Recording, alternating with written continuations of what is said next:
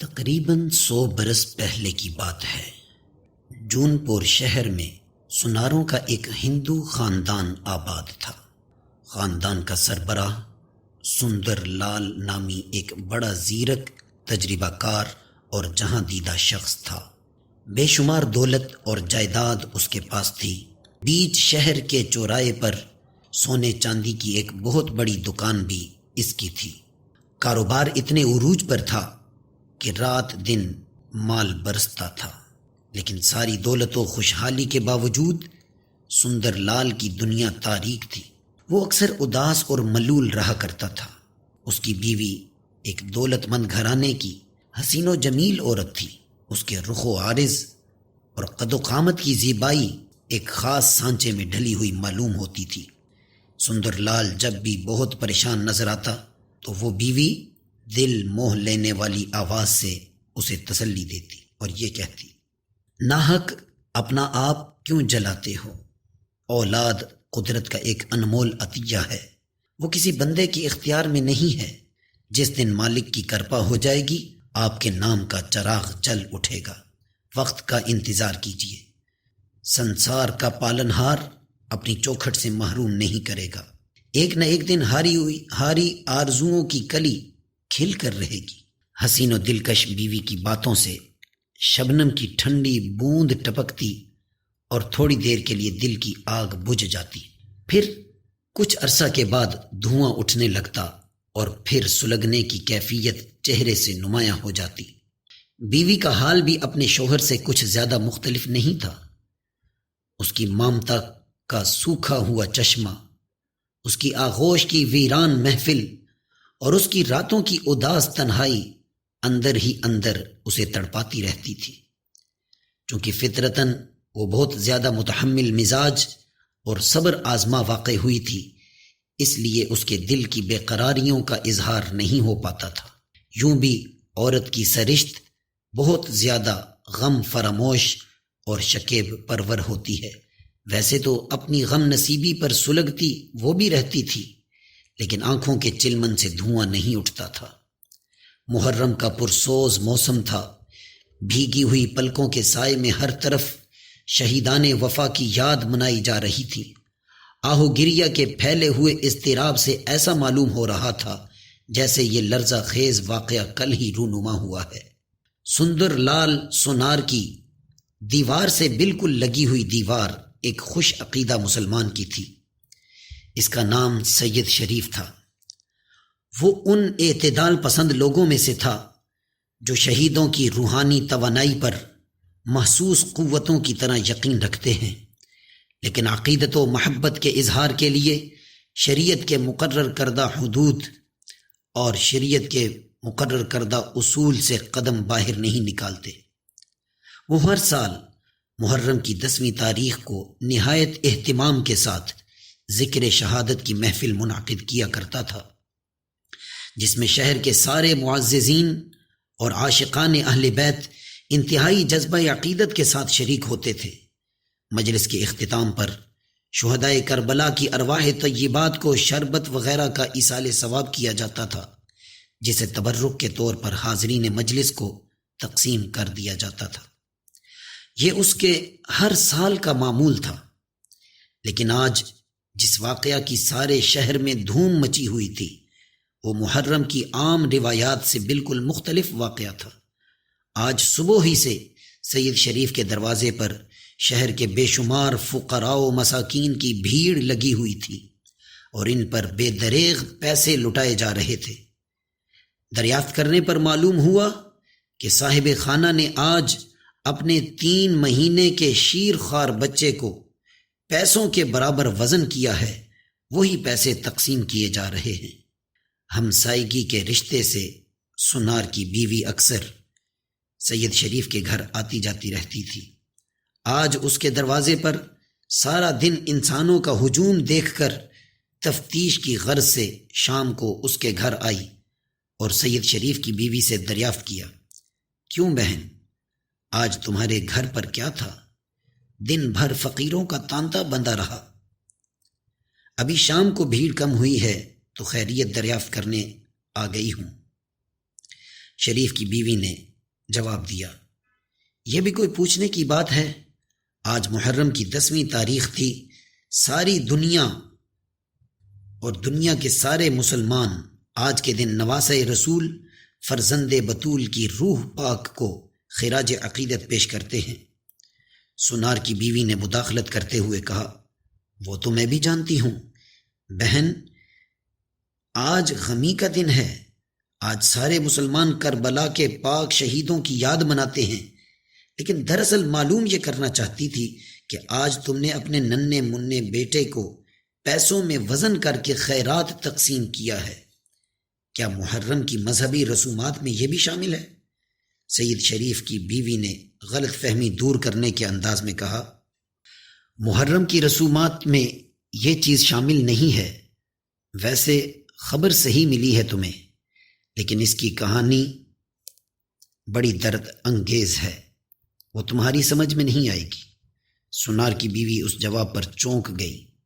اس نے دبی زبان سے کہا، جھجکتے ہوئے بولی، صحیح ہے کہ میں ہندو دھرم کی ماننے والی ہوں، لیکن کسی واقعہ کے سمجھنے کا تعلق دھرم سے نہیں ہے۔ حقیقت کی کہانی کوئی بھی سمجھ سکتا ہے۔ یہ عذر بیان کر کے تم نے اور بھی مشتاق بنا دیا۔ اب تو یہ کہانی میں سن کر ہی اٹھوں گی۔ اس کے جنون انگیز اصرار پر شریف کی بیوی مجبور ہو گئی اور سنبھل کر بیٹھتے ہوئے اپنی کہانی کا آغاز کیا۔ اپنے دھرم کے مطابق ہم لوگ شہیدوں کو زندہ جاوید سمجھتے ہیں۔ آج انہی شہیدوں کے سب سے بڑے سردار کی شہادت کا دن تھا۔ وہ ہمارے پاک پیغمبر صلی اللہ علیہ وسلم کے لاڈلے نواسے ہیں۔ کہتے ہیں کہ ان کی دلاری بیٹی حضرت بی بی فاطمہ نور کے برستے ہوئے بادل میں صبح و شام اپنے لال کو نہلایا کرتی تھی۔ یہ بات بھی اوپر ہی سے ہمیں پہنچی ہے کہ رحمتوں کے جس آبشار سے ان راج دلاروں نے دودھ پیا ہے، اس کا سوتا دریائے قدس سے جا ملتا ہے۔ ہماری کتابوں میں لکھا ہے کہ ہمارے سرکار کے نواسے کو شہادت کے بعد بہت بڑا درجہ ملا ہے۔ اب وہ کربلا کے راج سنگھاسن سے دونوں جگ پر حکومت کرتے ہیں۔ خدا کی بات پر انہوں نے اپنا سر کٹایا، اس لیے اب ان کی بات کبھی نہیں رد ہوئی۔ ہمارے سماج میں ایسے بہت سے زندہ واقعات موجود ہیں کہ ان کے چاہنے والے دکھیاروں نے جب اپنے دل کے سوز کے ساتھ انہیں پکارا تو وہ غیبی راستے سے پلک جھپکتے آ گئے۔ انہیں خدا نے دیکھنے اور سننے کی اتھا قوت عطا فرمائی ہے۔ دور کیوں جاؤ، ایک تازہ مثال ہماری ہی موجود ہے۔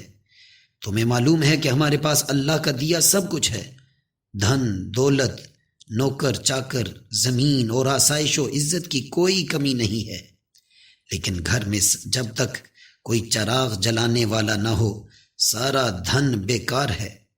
ہم دونوں میاں بیوی ہمیشہ اپنی تقدیر کا ماتم کرتے رہے ہیں۔ علاقے میں کوئی ایسا پیر، فقیر اور وید حکیم نہیں جس کے پاس ہم اپنی فریاد لے کر نہ گئے ہوں، لیکن کہیں ہماری مراد بر نہ آئی۔ جب ہم ہر طرف سے مایوس ہو گئے تو گزشتہ سال اسی محرم کے موقع پر، جب کہ ہم سب روزہ سے تھے، شام کو افطار کے وقت ایک عجیب واقعہ پیش آیا۔ اچانک بیٹھے بٹھائے میری آنکھوں سے بے تحاشا آنسو رواں ہو گئے۔ رہ رہ کر یہ خیال نشتر کی طرح دل میں چبھنے لگا کہ کاش آج ہماری گود میں بچے ہوتے تو وہ بھی افطار پر ہمارے ہمراہ بیٹھتے۔ ہر چند اس خیال کو دل سے نکالنا چاہتی تھی، لیکن آتش صحرا کی طرح دم کے دم میں یہ آگ سارے جسم کے اندر پھیل گئی۔ بال بال سے چنگاری پھوٹنے لگی۔ سال ہا سال سے ضبط و شکیب کا تھما ہوا ساگر آج امڑ پڑا تھا۔ اسی اضطراب انگیز ہی جان کے عالم میں بے ساختہ منہ سے ایک چیخ نکل پڑی، یا حسین، یا حسین! مایوسیوں کے منجدھار سے اب تم ہی ایک ڈوبتی ہوئی کشتی کو باہر نکالو۔ ایک ایک کر کے امیدوں کے سارے دیپ بجھ گئے۔ فاطمہ رضی اللہ عنہا کے راج دلارے، مانگنے والوں کو تمہاری چوکھٹ سے کیا نہیں ملا ہے؟ اپنے قدموں کے دھول کی ایک ہی چٹکی میرے آنچل میں ڈال دو، زندگی بھر کا ارمان پورا ہو جائے گا۔ شہنشاہ کونین کے شہزادے، تمہیں کربلا کے لالہ زار میں منہ لپیٹ کر سوئے ہوئے 1000 برس سے اوپر گزر گئے، لیکن آج بھی تمہارے منہ کا، تمہارے نام کا ڈنکا گلی گلی بج رہا ہے۔ عالم ہستی کے راجکمار، اپنی دولت اقبال کا ایک چراغ میرے گھر میں بھی جلا دو، تمہارے گھر میں چراغوں کی کمی نہیں ہے سرکار۔ بڑی مشکل سے گھر والوں نے میرے جذبات کے دمکتے ہوئے انگاروں پر پانی چھینٹا، یہاں تک کہ کافی دیر کے بعد رفتہ رفتہ میری حالت سکون پذیر ہوئی۔ روزے کی تکان تو تھی، دل کی اس ہنگامہ خیز کیفیت نے سارے جسم کو نڈھال کر دیا تھا۔ بغیر کچھ کھائے پیے چارپائی پہ لیٹ گئی۔ چند ہی لمحے کے بعد گہری نیند آ گئی۔ پچھلے پہر ایک نہایت سہانا خواب میں نے دیکھا۔ اتنا یاد ہے کہ تنہا میں ایک میدان میں کھڑی ہوں، رات کا وقت ہے، اندھیرا اتنا گہرا ہے کہ ہاتھ کو ہاتھ نظر نہیں آتا۔ اسی درمیان میں اچانک آسمان سے ایک ستارہ ٹوٹا اور میری گود میں آ کر گر پڑا۔ ایک روشنی چمکی اور فضاؤں میں بکھر گئی۔ کہیں پاس ہی سے یہ آواز کان میں آئی، جا، مایوسیوں کے منجدھار سے تیری کشتی نکال دی گئی ہے۔ صدا لگانے والوں کو محروم واپس کرنا ہمارے گھر کی ریت نہیں ہے۔ تاریکیوں کی عمر ختم ہو گئی، اب جلد ہی تیرے گھر میں چراغ روشن ہوگا۔ اس کے بعد میری آنکھ کھل گئی۔ نشاط و سرور کی لذتوں سے اچانک میری روح جاگ اٹھی تھی۔ امیدوں کی مرجھائی ہوئی کلیوں کو زندگی کا نیا فروغ مل گیا۔ ابھی چند دن بھی نہیں گزرنے پائے تھے کہ میرا یہ خواب سچ ہونے لگا، اور ٹھیک 9 مہینے کے بعد ایک دن اس خواب کی تعبیر میری گود میں مچلنے لگی۔ یہ وہی ننھا ہے جسے پیسوں میں وزن کر کے آج سرکار کے نام کی خیرات لٹائی گئی ہے۔ سونار کی بیوی انتہائی محویت کے عالم میں یہ کہانی سن رہی تھی۔ کہانی کے اختتام پر اس کی آنکھیں بند ہو گئیں۔ چند ہی لمحے کے بعد آنکھیں کھلیں تو پلکیں بھیگ گئی تھیں۔ موٹے موٹے اشک قطروں کی صورت میں ٹوٹ کر بہہ رہے تھے۔ حیرانی کے عالم میں شریف کی بیوی نے دریافت کیا، ہائے اللہ، تم رونے کیوں لگیں؟ کیا تمہیں میری کہانی کے آخری حصے سے دکھ پہنچا ہے؟ بس اتنا پوچھنا تھا کہ وہ پھوٹ پڑی اور بے اختیار آنکھوں سے آنسوؤں کا طوفان امنڈنے لگا۔ شریف کی بیوی نے جلد آنچل کے گوشے سے اس کے آنسوؤں کا سیلاب خشک کیا اور تسلی دیتے ہوئے رونے کی وجہ دریافت کی۔ کچھ دیر کے بعد جب اسے افاقہ ہوا تو بھر آئی ہوئی آواز میں جواب دیا، بہن، تمہیں معلوم ہے کہ ہمارا سینہ بھی اسی نشتر سے گھائل ہے جس نے تمہیں برسوں تڑپایا ہے۔ ہم بھی مایوسیوں کے اتھاہ ساگر میں ڈوب رہے ہیں۔ اب اپنی آرزوؤں کی ویرانی نہیں دیکھی جاتی۔ تمہاری کہانی سن کر اس ارمان میں آنسو نکل آئے ہیں کہ بی بی فاطمہ رضی اللہ عنہا کے راجکمار ایک ہندو عورت کی فریاد کیوں کر سنیں گے۔ کاش میں بھی ان کے گھر کی لونڈیوں کی قطار میں کھڑی ہونے کے قابل ہوتی۔ اتنا کہتے کہتے پھر اس کی پلکیں نم ہو گئیں اور فرط اضطراب سے آواز حلق میں پھنس کر رہ گئی۔ شریف کی بیوی نے دلاسا دیتے ہوئے کہا، ایسا مت سوچو، ان کے نانا جان سارے سنسار کے لیے رحمت بن کر آئے ہیں۔ اس گھر کے راجکمار فریاد سننے کے لیے دکھیاروں کا دھرم نہیں دیکھتے۔ جو مصیبت کا مارا بھی ان کی چوکھٹ پہ کھڑا ہو جائے، وہ خدا کی دی ہوئی شکتی سے اس کی مصیبتوں کی بیڑی ضرور کاٹ دیتے ہیں۔ اچھی طرح یہ بات ذہن نشیں کر لو کہ اسلام کا دھرم کارسازی کی رشوتوں سے نہیں پھیلا ہے۔ اس کی سچائی دل کے گوشوں میں خود اپنی جگہ بنا لیتی ہے۔ یہ جواب سن کر امیدوں کی ایک نئی تازگی سے سونار کی بیوی کا چہرہ کھل اٹھا۔ اس نے تنکے کا سہارا ڈھونڈنے کے انداز میں کہا، تو بہن، پھر ہمارے لیے بھی کربلا کی راج دہانی تک فریاد پہنچانے کا کوئی راستہ نکالو۔ ہو سکتا ہے ہماری گود کی ویران محفل ان کی کرپا سے جگمگا اٹھے۔ شریف کی بیوی نے مسکراتے ہوئے جواب دیا، کوئی ذریعہ تلاش کرنے کی بجائے خود ہی تم ان کا دھیان کر کے اپنے ٹوٹے ہوئے دل کی زبان میں ان سے فریاد کرو۔ تمہاری پکار ان کی چوکھٹ تک ضرور پہنچے گی۔ اس طرح کے معاملے میں اصل چیز دل کا یقین ہے، اور بہتر ہوگا کہ کربلا کی راج دہانی تک اپنا پیغام بھیجنے سے پہلے ان کے نام پر فاتحہ کیے ہوئے شربت کے چند گھونٹ پی لو۔ میرے خیال میں اس کی برکت تمہارے دل کی آواز میں ضرور شامل ہوگی۔ سنار کی بیوی نے نہایت عقیدت کے ساتھ شربت کے چند گھونٹ پی کر کربلا کی طرف منہ کیا اور دل میں شہزادہ کونین کی سرکار میں اپنا استغاثہ پیش کر دیا۔ دل کا یقین بھی غمزدوں کا کیسا خیر اندیش ساتھی ہے۔ اس کا اندازہ لگانا ہو تو تاریخ عالم کا مطالعہ کیجیے۔ زندگی کی ایسی بے شمار مہم آپ کو ملے گی جو صرف یقین کے بل پر سر ہوتی ہے۔ مثال کے طور پر اسی سنار کی بیوی کا واقعہ لے لیجئے۔ جب یہ اٹھ کر اپنے گھر واپس گئی تو اسے نامعلوم طور پر امید ہو گئی تھی کہ کربلا کی راج دہانی میں پیش کی ہوئی فریاد رائے گاں نہیں جائے گی۔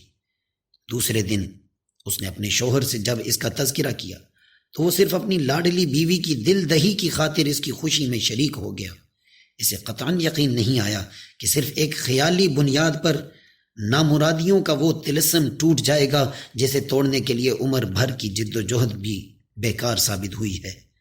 اس کا ذہن کسی طرح اسے قبول نہیں کر رہا تھا کہ سید شریف کے یہاں جو بچہ تولد ہوا ہے، بچہ پیدا ہوا ہے، اس کے پیچھے کسی کا روحانی تصرف کار فرما ہے۔ اس کا خیال تھا کہ ہر چیز کے ظہور کا ایک وقت معین ہوتا ہے، جب اس کا وقت آ جاتا ہے تو وہ چیز خود بخود ظاہر ہو جاتی ہے۔ عالم ہستی کا یہ کارخانہ ہمیشہ سے اسی ڈھنگ پر چل رہا ہے اور چلتا رہے گا۔ بیوی کی زبان سے سارا قصہ سن کر بھی اس کی مایوسی اپنی جگہ بدستور قائم رہی، لیکن بیوی کے دل کا حال بالکل الگ تھلگ تھا۔ وہ ہر وقت اس یقین کے اجالے میں رہتی تھی کہ شریف کی بیوی کی کہانی کبھی غلط نہیں ہو سکتی۔ اگر اس کی اجڑی ہوئی گود کی آبادی میں شہید کربلا کے روحانی فیضان کا دخل نہیں ہوتا تو کیا اسے ہزاروں روپے کاٹ رہے تھے جو اس نے خراج عقیدت کے طور پر فقیروں میں لٹائے تھے؟ امید و خوش عقیدگی کے اسی ہجوم میں اس کی زندگی کا کارواں آگے بڑھتا رہا۔ کئی مہینے گزرنے کے بعد ایک دن اس کے شوہر نے اسے ایسا سخت طعنہ دیا کہ اس کے یقین کا آبگینہ گھائل ہو کے رہ گیا۔ اس دن سے وہ بہت اداس رہنے لگی۔ شاخ سے ٹوٹ جانے والے پتے کی طرح اس کے چہرے کی تمام رونقیں اڑ گئیں۔ اب شریف کی بیوی سے ملنا جلنا بھی اس نے کم کر دیا۔ اپنی زود اندیشی پر دل ہی دل میں اسے پشیمانی کا احساس بڑھنے لگا۔ اب پھر اس کی امیدوں کی دنیا تاریک ہو گئی۔ دل کا حال پھر اسی مقام پر پلٹ آیا جہاں سے 10ویں محرم کو اپنے سفر کا آغاز کیا تھا۔ انہی پرسوز اور جاں گسل مرحلے سے وہ گزر رہی تھی کہ اچانک ایک دن اسے ایسا محسوس ہوا کہ کسی مرکز تمنا کی وہ حامل ہو گئی ہے، لیکن پھر اس نے خیال کیا کہ ہو سکتا ہے یہ احساس لاشعور کی کوئی مصنوعی کیفیت ہو۔ بات ابھی چونکہ وہم کے درجے میں تھی، اس لیے اس نے اس کا انکشاف کسی پر نہیں کیا، لیکن دوسرے مہینے میں جب یقین کے آثار پوری طرح نمایاں ہو گئے، اس کی خوشی کی کوئی انتہا نہیں رہی۔ جب اس نے اپنے شوہر کو اس کی اطلاع دی تو فرط حیرت سے اس کا منہ کھلا کا کھلا رہ گیا۔ بے خودی کی حالت میں وہ پاگلوں کی طرح ناچنے لگا۔ اسی والہانہ کیفیت میں اس نے پھر دریافت کیا، میرے سر کی قسم کھا کر کہو کہ تم غلط نہیں بول رہی ہو۔ بیوی نے سنجیدہ ہو کر جواب دیا، غلط وہاں بولا جاتا ہے جہاں غلطی چھپائی جا سکتی ہو۔ یقین کرو یہ بالکل واقعہ ہے، میں نے تمہیں جھوٹی خبر نہیں دی ہے۔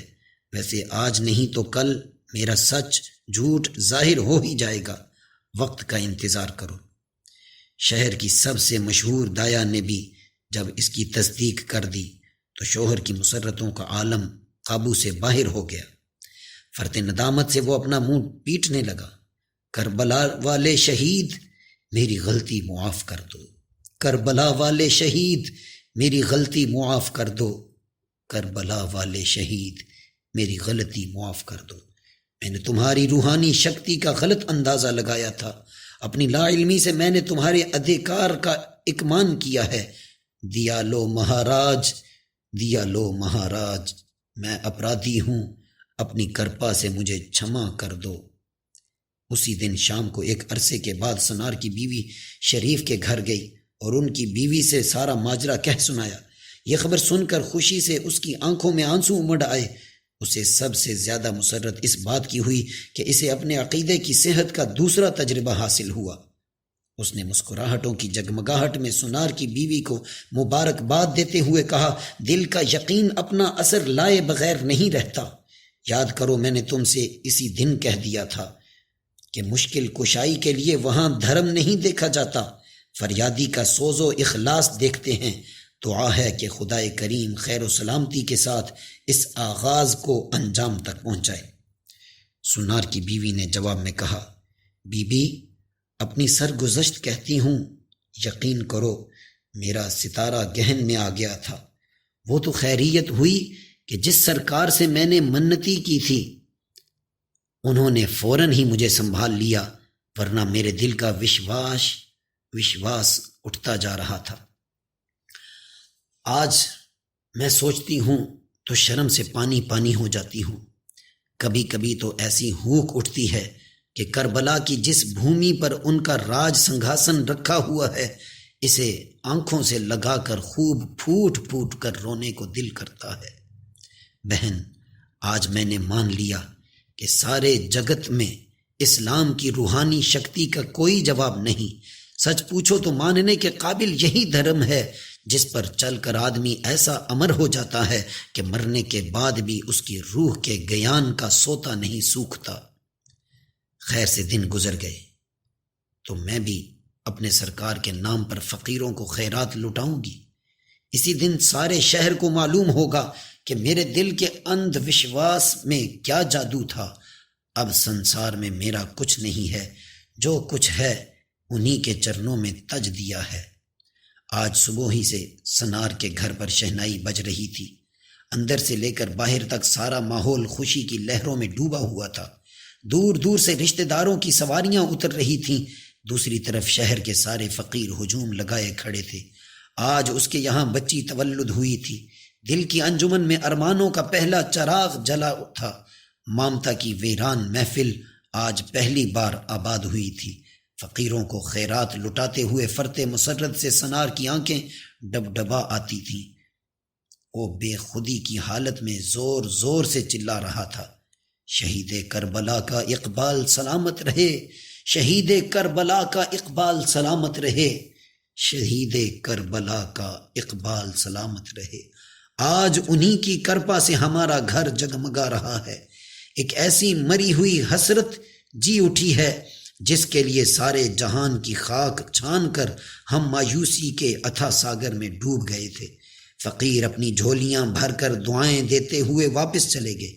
ایک دو روز کے بعد باہر سے آئے ہوئے مہمانوں کی بھیڑ بھی چھٹ گئی۔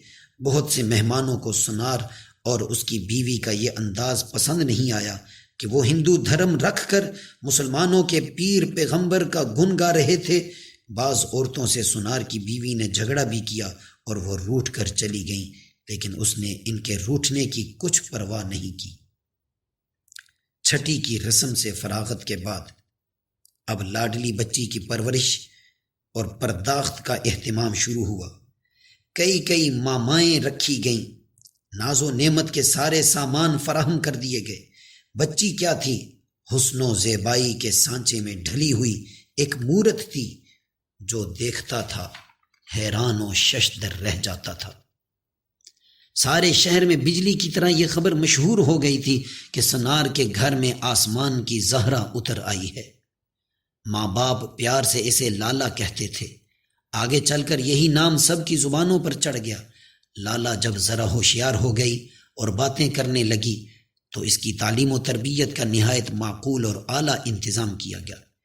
اسی نکھرے ہوئے ماحول میں اس کے دن گزرتے گئے، یہاں تک کہ 14 سال کے سن میں پہنچتے پہنچتے وہ اس زمانے کے رواج کے مطابق سارے علم و ہنر میں یکتائے روزگار بن گئی۔ اس کے ظاہر کا حسن دل فریب ہی کیا کم تھا کہ اب وہ مانوی جمال سے بھی آراستہ ہو گئی تھی۔ شباب کی منزل میں قدم رکھنے کے بعد تو وہ مجسمے ساحرہ معلوم ہوتی تھی۔ پری زاد کی طرح اس کا غیر معمولی حسن سارے علاقے میں زبان زدے عام ہو گیا تھا۔ ماں باپ بچپن ہی سے اسے گھر سے باہر نہیں نکلنے دیتے تھے کہ کہیں نظر نہ لگ جائے، اور اب تو سوائے باد صبا کے کوئی اس کی خوابگاہ کے دروازے تک بھی نہیں جا سکتا تھا۔ گھر والوں کو چھوڑ کر وہ باہر کی عورتوں سے پردہ کرتی تھی۔ ایسی باحیا اور غیور فطرت لے کر وہ پیدا ہوئی تھی کہ کبھی کبھی آئینے میں اپنا سراپا دیکھ کر رو پڑتی تھی۔ اسے ہمیشہ یہ فکر دامن گیر رہا کرتی تھی کہ ہوس پرستوں اور بدقماشوں کی اس دنیا میں وہ کہاں اپنے لیے چھپنے کی جگہ تلاش کرے، کب تک ننگی تلواروں کا پہرا اس کے حسن جہاں تاب کی حفاظت کرے گا۔ جس ماحول میں اس کی پرورش ہوئی تھی وہ شہید کربلا کی عقیدت میں ہر وقت شرابور رہا کرتا۔ بات بات پر اس کی ماں کربلا والے سرکار کی دہائی دیا کرتی تھی۔ ویسے تو شعور کی منزل میں قدم رکھتے ہی اسے معلوم ہو گیا تھا کہ وہ کربلا والے سرکار کے گھر کی بھیک میں ملی ہے، لیکن اب قدم قدم پر ان کی عقیدت کے ہنگامہ شوق نے اسے ایسا وارفتہ عشق بنا دیا جیسے کربلا کی خاک سے اس کی سرشت تیار ہوئی ہو۔ اسی دلگیر تعلق کا نتیجہ تھا کہ وہ سال میں صرف ایک بار 10ویں محرم کو سید شریف کی مجلس میں شرکت کے لیے اپنے گھر سے باہر نکلتی تھی۔ کربلا کی درد انگیز سرگزشت سن کر وہ پھوٹ پھوٹ کر رونے لگتی تھی۔ مجلس سے اٹھنے کے بعد بھی کئی دن تک اس کی پلکوں کا آنسو جذب نہیں ہوتا تھا۔ سبز جوڑا پہن کر جب وہ مجلس کے لیے تیار ہو جاتی تو ایسا لگتا تھا کہ کسی شاداب چمن کی ساری رعنائیاں اس کے دامن میں سمٹ آئی ہیں۔ خواتین کی بزم میں پہنچ کر وہ ماہ کامل کی طرح سب میں نمایاں اور روشن رہتی تھی۔ جب اس کی عمر 18 سال کی ہو گئی تو والدین کو اس کی شادی کی فکر دامن گیر ہوئی۔ سارے علاقے میں اس کے حسن و شباب کی قیامتوں کا ڈنکا بج رہا تھا۔ غائبانہ طور پر اس کے عشاق کی کمی نہیں تھی۔ سینکڑوں دیوانے صرف اس گھر کے دیدار کے لیے آتے رہتے تھے جو اس غیرت ماہ و انجم کی چاندنی کا گہوا تھی۔ بڑے بڑے راجاؤں، نوابوں اور جاگیرداروں کے پیغامات کا انبار لگ گیا۔ علاقے کے جاگیردار کا بیٹا تو ہزار جان سے اس پر شیفتہ تھا۔ صبح شام اٹھتے بیٹھتے اسی کے نام کی مالا جپتا تھا۔ وہ بڑا ہی ضدی، ہوس پرست اور عیاش قسم کا نوجوان تھا۔ قوی ہیکل غنڈوں کا ایک گروہ اس نے پال رکھا تھا جو اس کی شبستان عیش کو گرم رکھنے کے لیے آئے دن دوشیزاؤں کے گھروں پر چھاپا مارتے رہتے تھے۔ بڑے نازوں کا پلا ہوا وہ اپنے ماں باپ کا اکلوتا بیٹا تھا۔ ساری ریاست میں اس کی راج ہٹ مشہور تھی۔ سنار کی بیٹی کے حسن و جمال کا شہرہ سن کر وہ دیوانہ ہو گیا۔ اس کے حاصل کرنے کی ساری کوششیں جب بیکار ہو گئیں تو اداس و ملول چہرہ بنائے ہوئے وہ اپنی ماں کے پاس آیا اور فیصلہ کن انداز میں کہا، جون پور کے سنار کی بیٹی سے اگر میری شادی نہیں ہوئی تو میں زہر کھا کر جان دے دوں گا۔ اس کی ماں خاندانی راجپوت کی بیٹی تھی۔ اس کی آن بان کسی رانی سے کم نہیں تھی۔ بیٹے کی زبان سے اس طرح کی بات سن کر للکارتے ہوئے کہا، راجپوت ہو کر ایک معمولی بات کے لیے تم نے اتنی بڑی قسم کھا لی ہے؟ سنار کی کیا مجال ہے کہ وہ راج دربار کے حکم کی سرتابی کرے؟ اس کا گھر پھینکوا دوں گی اور اس کی بیٹی کو لونڈی بنا کر رکھوں گی۔ تم ناحق فکر کر کے اپنی جان مت گھلاؤ۔ ویسے یہ رشتہ ہماری برابری کا نہیں ہے، لیکن تمہاری ضد پوری کرنے کے لیے سب کچھ کیا جا سکتا ہے۔ دوسرے دن اپنی مخصوص دائی کے ذریعے اس نے رشتے کا پیغام سنار کے گھر بھیجا۔ سنار کی بیوی نے پیغام سن کر جواب دیا، اور بھی بہت سے پیغامات آئے ہیں لیکن ابھی تک کوئی فیصلہ نہیں کیا گیا۔ راج ماتا سے کہہ دینا کہ وقت آنے پر دیکھا جائے گا۔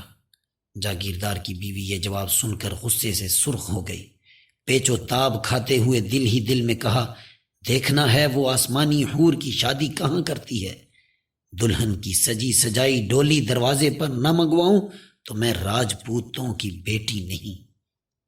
ایک دن لالا کی ماں نے بیٹی کا رخ معلوم کرنے کے لیے یہ ذکر چھیڑ دیا۔ بیٹی زمانے کا یہ دستور ہمیشہ سے چلا آ رہا ہے کہ لڑکیاں جب سیانی ہو جاتی ہیں تو انہیں پرایا گھر آباد کرنا پڑتا ہے۔ بہت سے پیغامات آ رہے ہیں، اجازت دو تو تمہارے ہاتھ پیلے کرنے کا انتظام کیا جائے۔ لالا نے شرم سے منہ ڈھانپ لیا اور لجائی ہوئی آواز میں کہا، مجھے تم پرائے گھر میں بھیجنا چاہتی ہو ماں؟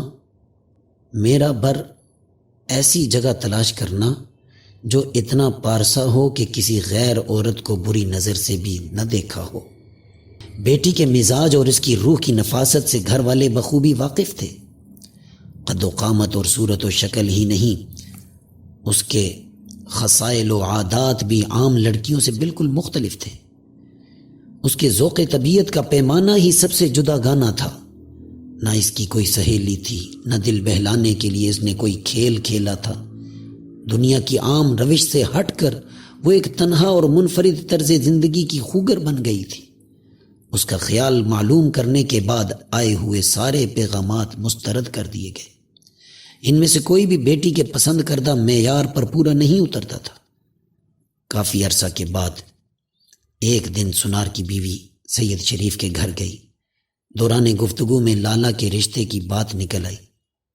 سید صاحب کی بیوی نے دریافت کیا، سنا تھا کہ لالا کے لیے بہت سے پیغامات آئے ہیں، ان کے متعلق کیا فیصلہ کیا؟ زیادہ مت انتظار کرو، کوئی مناسب رشتہ دیکھ کر بچی کے ہاتھ پیلے کر دو۔ جوان بیٹی سر پہ بوجھ بنی رہتی ہے، سنار کی بیوی نے اداس لہجے میں جواب دیا۔ بہن کیا بتاؤں، ہم لوگ بھی اس کے رشتے کے لیے بہت پریشان ہیں۔ جتنے بھی پیغامات آئے تھے وہ سب واپس کر دیے گئے۔ درمیان میں بات کاٹتے ہوئے سید صاحب کی بیوی نے دریافت کیا، کیا ان میں سے کوئی رشتہ بھی قابل قبول نہیں تھا؟ سنار کی بیوی نے معذرت خواہ لہجے میں جواب دیا، وہ بہت سے رشتے خاندان کے معزز گھرانوں سے آئے تھے، کچھ رشتے راجاؤں اور جاگیرداروں کے بھی تھے، لیکن لالا نے ایک ایسی شرط لگا دی ہے کہ انہیں واپس کرنا پڑا۔ بہن تمہیں بھی اس سے انکار نہیں ہوگا کہ یہ سودا زبردستی کا نہیں ہے۔ بچی کی مرضی کے خلاف کوئی رشتہ اس کے سر پر مسلط کرتے ہوئے ڈر لگتا ہے۔ وہ بے چھوئی ہوئی شاخ کی ایک نازک کلی ہے، کہیں مرجھا گئی تو سارا کھیل بگڑ جائے گا۔ بچی کا کہنا ہے کہ میرا بر ایسی جگہ تلاش کرو جو ایسا پارسا ہو کہ کسی غیر عورت کو بری نگاہ سے بھی نہ دیکھا ہو۔ کئی مہینے سے لالا کے بابو جی ایسے بر کی تلاش میں نگر نگر کی خاک چھانتے پھر رہے ہیں، لیکن ابھی تک کوئی سراغ نہیں مل رہا۔ تحقیق کرنے پر کوئی نہ کوئی خامی ضرور نکل آتی ہے۔ ہم اپنی لالا کے ساتھ دھوکہ نہیں کریں گے، جب تک ایسا بر نہیں مل جائے گا ہم ہاتھ نہیں ڈالیں گے۔ سارا قصہ سننے کے بعد سید شریف کی بیوی نے مسکراتے ہوئے کہا، تمہاری لالا جس گھر کی خیرات میں ملی ہے اس کی دیواروں کا سایہ تو اس پر پڑنا ہی چاہیے۔ برا نہ مانو تو مجھے ایسا لگتا ہے کہ وہ کسی اور طرف جا رہی ہے، اس کی راہ میں حائل ہونا ٹھیک نہیں ہے۔ سنار کی بیوی چونک کر دریافت کیا کرتی ہے، بہن تمہاری بات کا مطلب میں نہیں سمجھ سکی۔ کیا نصیب دشمناں میری لالا کے دن خراب آنے والے ہیں؟ سید شریف کی بیوی نے منہ پر ہاتھ رکھتے ہوئے جواب دیا، توبہ کرو، کیسی منحوس بات تم اپنی زبان سے نکال رہی ہو۔ تمہاری لالا پر پاک روحوں کا سایہ ہے، کبھی اس کے خراب دن نہیں آ سکتے۔ دراصل میری بات کا مطلب یہ تھا کہ اس کی زندگی کی باغ ڈور کسی بالائی طاقت کے ہاتھ میں ہے۔ تھوڑی دیر کے بعد جب سنار کی بیوی اپنے گھر واپس گئی تو شوہر اس کا نہایت بے چینی سے انتظار کر رہا تھا۔ آج اس کا چہرہ بہت شگفتہ تھا، اپنی خوشی کو ضبط نہ کر سکا، نظر پڑتے ہی چیخ اٹھا، مبارک ہو لچھمی، بہت ہی شاندار اور بھروسے کے لائق بر مل گیا۔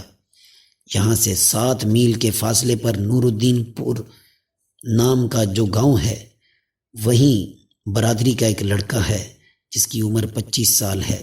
دریافت کرنے پر معلوم ہوا کہ بچپن ہی سے اسے ایک پہنچے ہوئے فقیر کی صحبت نصیب ہو گئی تھی۔ آج تک اس نے گھر سے باہر قدم نہیں نکالا، محلے کے لوگ بھی اسے نہیں پہچانتے۔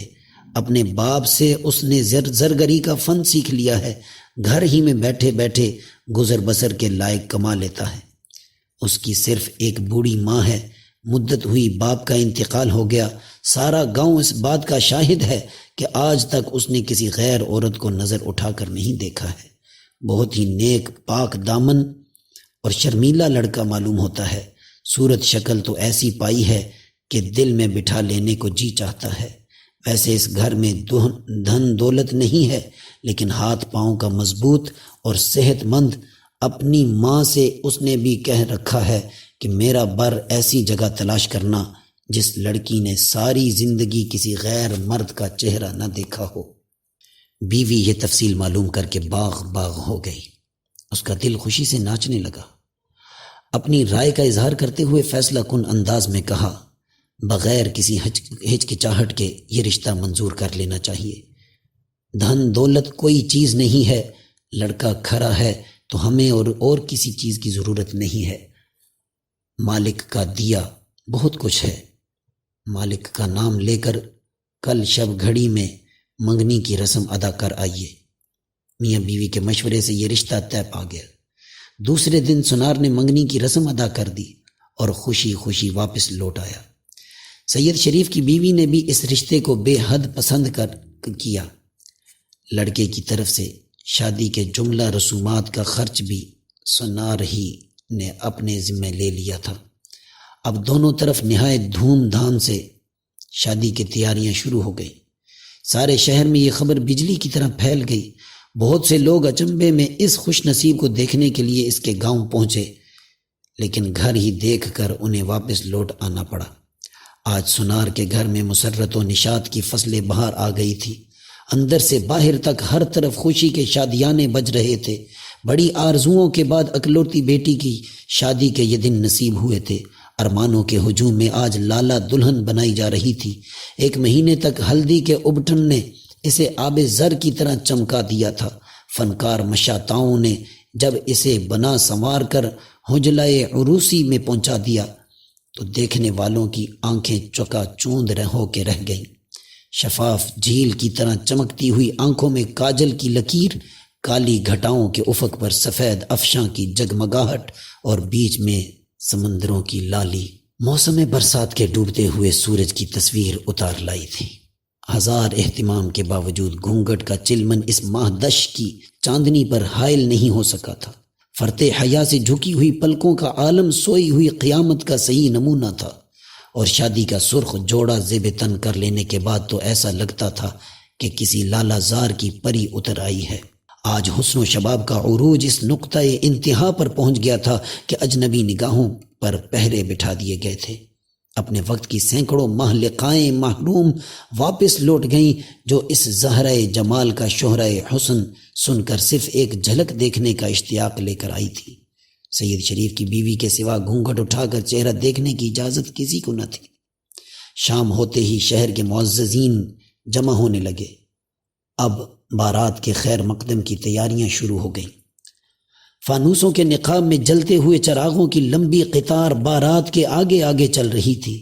جو ہی بارات دروازے پر پہنچی، دلہا کو دیکھنے کے لیے ہزاروں شائقین کا مجمع ٹوٹ پڑا۔ دیکھنے والوں کو اس سے زیادہ اور کچھ نظر نہیں آیا کہ پھولوں کی لڑیوں میں ایک شرم و حیا کا مجسمہ چھوئی موئی کی طرح سمٹا ہوا تھا۔ سب سے پہلے عورتوں نے ہندو دھرم کے مطابق دلہا کی آرتی اتاری۔ اس کے بعد منڈپ میں ایک مخصوص جگہ پر اسے بٹھا دیا گیا۔ رات ڈھل گئی تو شہر کے سب سے بڑے پنڈت نے چند اشلوک پڑھ کر دلہا اور دلہن کے درمیان بیاہ کا رشتہ جوڑ دیا۔ کہتے ہیں کہ عارضی درشن کے وقت کا منظر بڑا ہی رومان انگیز تھا۔ پہلی مرتبہ آئینے کے اندر دلہا نے ایک زہرہ جمال دوشیزہ اور پارسا دلہن کے چہرے کا عکس دیکھا تھا۔ دونوں ہی اپنی اپنی جگہ پر حسن و زیبائی کے تیر و ترکش سے مسلح تھے۔ دونوں میں سے کسی کا وار خالی نہیں گیا۔ ایک دوسرے کے نشتر سے دونوں گھائل ہو کر رہ گئے۔ دلوں کے نازک آبگینے نظر کی چوٹ سنبھال نہیں سکے۔ شیشہ ٹوٹنے کی آواز کان میں آئی اور آنکھیں بند ہو گئیں۔ دوسرے دن دوپہر ڈھل جانے کے بعد رخصتی کی تیاریاں شروع ہو گئیں۔ دلہن کی پالکی دروازے پر لگا دی گئی۔ جس لاڈلی بیٹی کو 20 سال تک پلکوں کے سائے میں پالا تھا، آج اسے جدا کرتے ہوئے ماں کا کلیجہ پھٹا جا رہا تھا۔ رخصت کی گھڑی قیامت سے کم نہیں تھی۔ باپ کو غشی پر غشی آ رہی تھی، ماں شدت کرب سے پاگل ہو گئی تھی۔ سید شریف کی بیوی لالا کو اپنے بازوؤں کی گرفت میں دروازے تک لے گئی، سر پہ ہاتھ رکھ کر کربلا والے سرکار کی دہائی دی اور پالکی میں سوار کر دیا۔ آہو نالا اور گریا بقا کے شور میں لالا پرائے گھر کے لیے رخصت ہو گئی۔ کہاروں نے دلہن کی پالکی اٹھائی، دلہا کی سواری آگے بڑھ گئی۔ جب سے ایک غریب سونار کے ساتھ لالا کی شادی کی تیاریوں کا سلسلہ شروع ہوا، جاگیردار کی راجپوتنی بیوی غیظ و حسد کی آگ میں جل رہی تھی۔ آج آتش انتقام کے بھڑکنے کا دن تھا۔ صبح ہی سے اس کے ہر کارے منٹ منٹ کی خبر دے رہے تھے۔ عین دوپہر کے وقت ایک مخبر نے آ کر اطلاع دی کہ خبر ملی ہے کہ سورج ڈھلنے کے بعد دلہن رخصت کر دی جائے گی۔ یہ خبر سنتے ہی راجپوتنی کا چہرہ تمتما اٹھا۔ تیوری چڑھا کر اس نے اپنے جوان بیٹے سے کہا، تیری رگوں میں راجپوت کا سچا خون ہے، تو آج سورج ڈوبنے سے پہلے سونار کی بیٹی کی پالکی راج محل کے دروازے پر لگ جائے۔ کمان سے نکلا ہوا تیر واپس ہو سکتا ہے، لیکن راجپوت کی قسم واپس نہیں ہو سکتی۔ بیٹے نے فاتحانہ تیور کے ساتھ جواب دیا، کسی طرح کا چنتا مت کرو ماں، سارا انتظام مکمل کر لیا گیا ہے۔ نور الدین پور کے راستے میں جو گھنا جنگل پڑتا ہے، وہاں ہتھیاروں سے مسلح ہو کر ہمارے سپاہی پہنچ گئے ہیں۔ میں بھی چند سپاہیوں کے ساتھ وہیں جا رہا ہوں۔ انتظار کرو، شام ہوتے ہوئے پالکی راج محل کے دروازے پر لگ جائے گی۔ نور الدین پور سے میل بھر کے فاصلے پر ایک گھنا جنگل پڑتا تھا، جس کی لمبائی 1.5 میل اور عرض 3 میل کا تھا۔ سورج کی ٹکیا تیزی سے افق کی طرف ڈھل رہی تھی۔ کہار دلہا اور دلہن کی پالکیاں لیے ہوئے اتنے تیز قدموں سے چل رہے تھے کہ باراتی پیچھے رہ گئے۔ جو ہی بیچ جنگل میں پہنچے، قریب ہی سے گھوڑوں کی ٹاپوں کی آواز سنائی دی اور پلک جھپکتے ننگی تلوار چمکاتے ہوئے 10-15 کڑیل جوانوں نے پالکیوں کو گھیر لیا۔ کہار اپنی جان کے خوف سے بے تحاشا پالکی چھوڑ کر بھاگ گئے۔ سنسان جنگل میں 2 ننھی جانوں کا اب کوئی محافظ نہیں رہ گیا تھا۔ جاگیردار کا بیٹا شراب میں بدمست تھا۔ قریب آ کر اپنے ساتھیوں کو للکارتے ہوئے کہا، ان دونوں پالکیوں کو اٹھا کر جنگل کے اندر فوراً لے چلو، عام راہ گزر پر رکنا ٹھیک نہیں ہے۔ وہیں دلہا کا کام تمام کر کے نئی نویلی دلہن کے ساتھ پہلی رات کی ملاقات کی جائے گی۔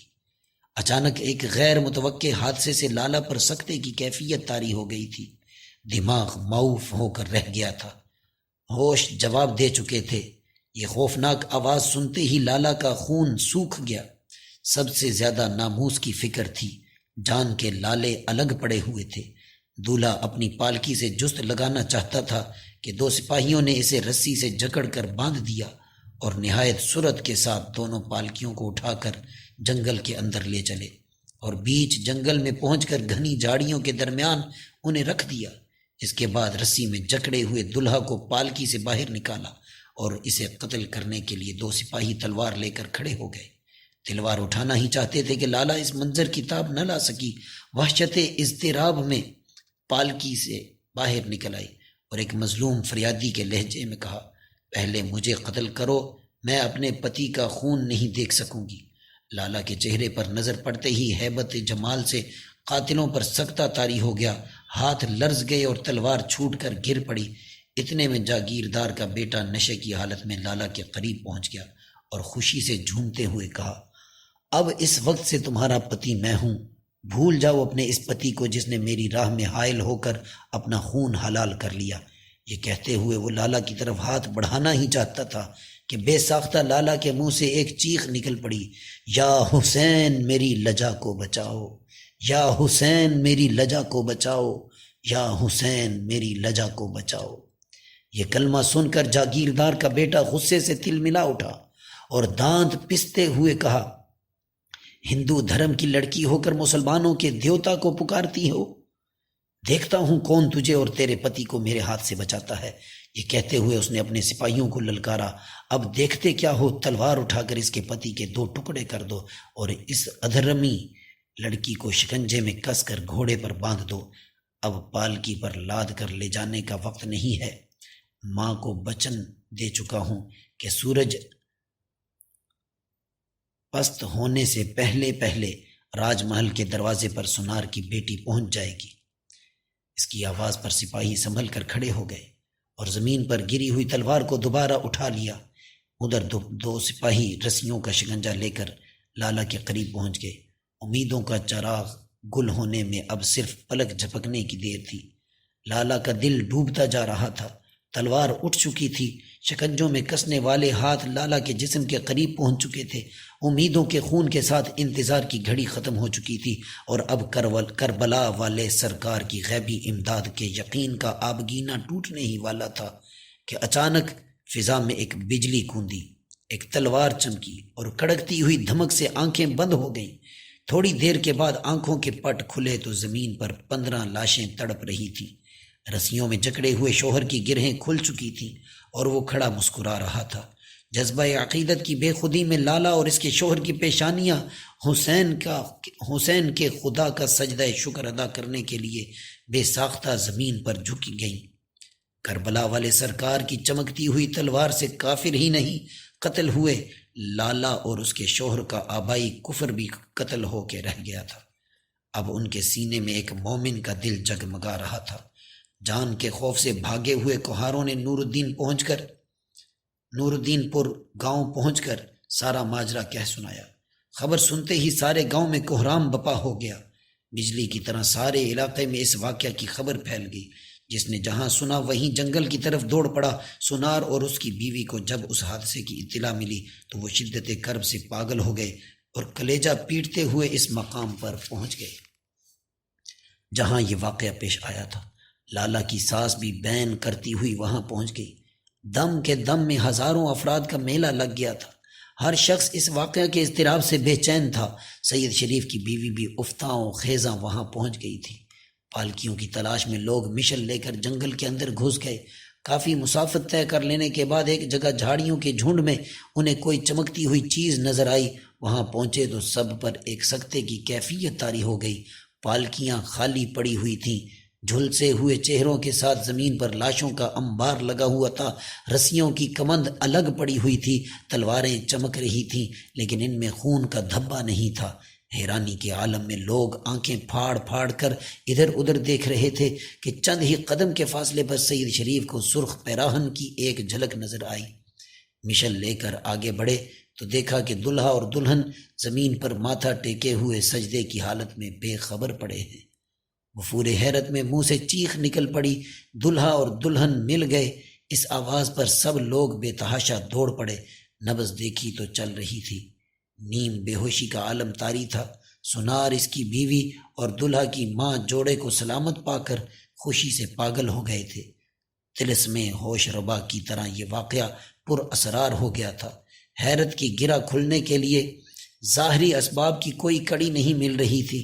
ہوش آنے کے بعد بھی دلہا اور دلہن سکتے کے عالم میں تھے۔ ان کے منہ سے ایک لفظ نہیں نکل رہا تھا۔ فوراً ہی انہیں پالکی پر لاد کر جون پر لایا گیا۔ رات بھیگ چکی تھی لیکن کئی ہزار آدمیوں کا ہجوم سنار کے دروازے پر ٹھٹھ باندھے کھڑا تھا۔ وہ دلہا اور دلہن کی زبان سے واقعہ کی حیرت انگیز تفصیل معلوم کرنے کے لیے بے چین تھے۔ اپنی مانوس پناہ گاہ میں پہنچ کر لالا اب پوری طرح ہوش میں تھی۔ دلہا بھی سکتے کی حالت سے باہر نکل آیا تھا۔ ماں سے برداشت نہیں ہو سکا تو اس نے لالا سے دریافت کیا، بیٹا کیا واقعہ پیش آیا؟ کچھ تو سنا دو۔ عقل کام نہیں کر رہی، دماغ پھٹا جا رہا ہے۔ لالا نے ٹھنڈی آہ بھرتے ہوئے ایک ایک کر کے سارا واقعہ سنایا۔ سرگزشت کا آخری حصہ بیان کرتے ہوئے رکت انگیز جذبات کے تلاطم میں ڈوب گئی۔ بڑی مشکل سے یہ الفاظ اس کے منہ سے نکل سکے۔